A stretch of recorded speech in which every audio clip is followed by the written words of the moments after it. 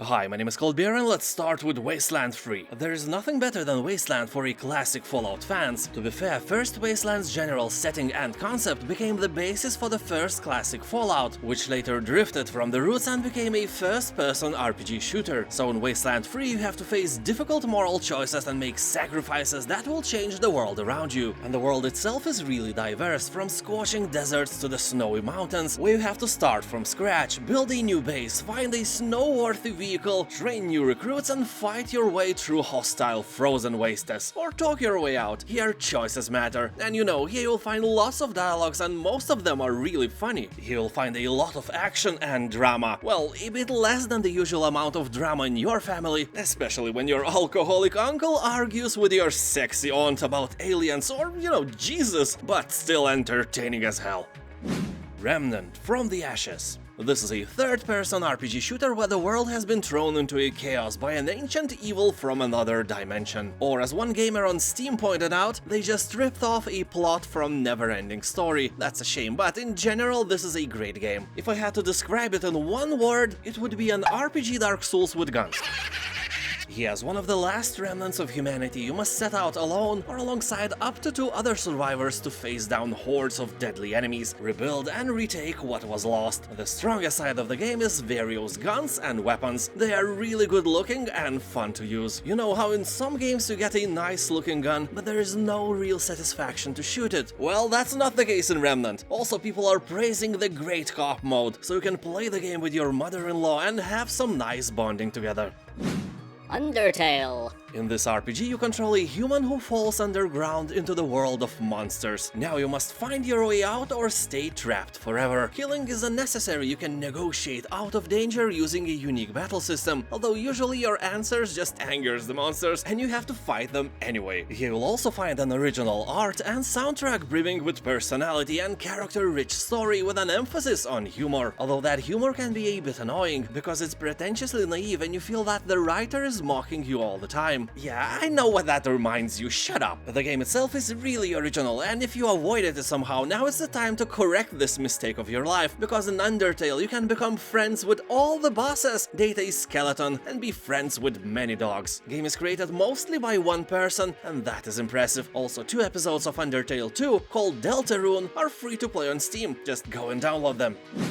Grim Dawn. This is Diablo 3 we never had. It is so famous that it's hard to imagine that Grim Dawn is an indie game that wasn't developed by a huge studio. They just made a project page on Kickstarter and collected 537,000 of American euros. That is a lot of money, but it's nothing compared to millions spent by Blizzard making Diablo 3. Here you'll get dual class, hundreds of items and item skills, quests with choice and consequences. Main game has 35 of them. Also 4-person multiplayer, rotatable camera, friendly and not so friendly factions you can interact with and change their attitude to you, and, you know, much more. This game is great, or as Mr. Mom with 5,644 hours of playtime says, Awesome, addictive, and truly fun to play as well. Well, he is right about that addictiveness, that's for sure.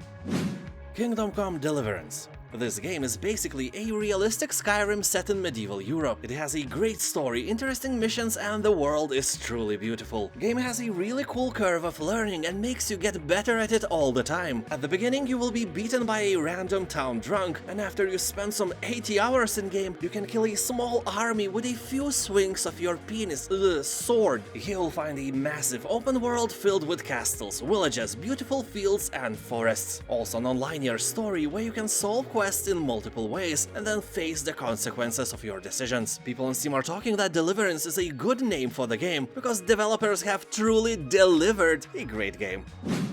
Masters of Anima.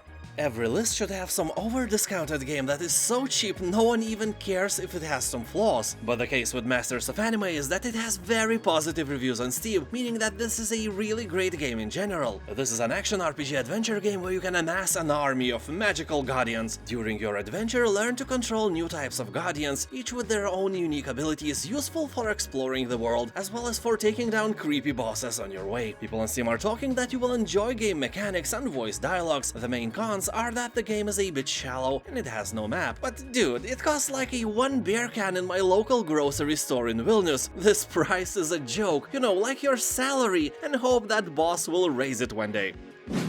Age of Wonders 3. This franchise will always have a warm place in my cold Eastern European heart. You can create an empire in your own image and rule as one of 6 RPG-style leader classes, develop your almighty kingdom, and amass an arsenal. People in comments are saying that this game feels like Civilization had a baby with the Heroes of Might and Magic, and that is great. Although Age of Wonders is fun to play, it doesn't feel very balanced. The game emphasizes warfare and exploration, but doesn't give you enough resources to actually do these things without waiting forever. And you have to be actually better tactician than computer-controlled opponent, because you will never get it by surprise. It cheats all the time, like your wife.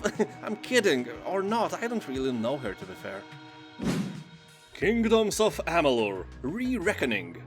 Original game of Amalur was released in 2012, but the brand new remastered version came out in 2020s with shiny brand new graphics and a bit smoother movement. At least they advertised this game like that, but when I played the old version, movement was great, I had no problems. Although I put this game in the list not only because it's an open world RPG with great discount, but because one of the creators is Elder Scrolls Oblivion's and Morrowind's lead designer Ken Ralston. The guy knows how to make a great game and also knows how to not make a shitty game. He covers both sides of the developing coin. If I wanted someone to make my open world fantasy game, it would definitely be Ken Ralston. He would create that penis wizard class for me like a true boss. Anyway, after the release of the remastered version, game was expensive. Many were ranting about the price, but now it's really affordable. Although be careful before buying even with a lower price. Some people are encountering game-breaking bugs where you have to manually alter your save files to fix stuff. You don't want stuff like that in your life. You need boobs and booze, not some save fix in action, jeez. So read the comments carefully before making any decisions.